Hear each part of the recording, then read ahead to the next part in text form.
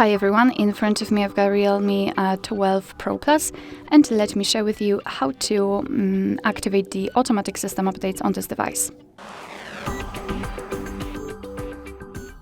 So let's start with opening the settings, and first of all we have to scroll down to the very bottom to find About Device.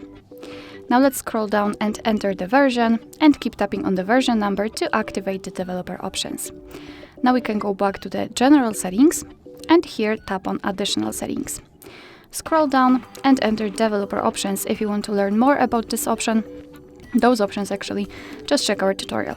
So now we can scroll down until we will find this automatic system updates and turn it on just by tapping on the switcher.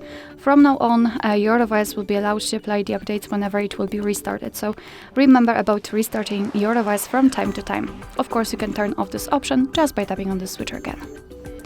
Alright, so that will be all. Thank you so much for watching. I hope that this video was helpful, and if it was, please hit the subscribe button and leave the thumbs up.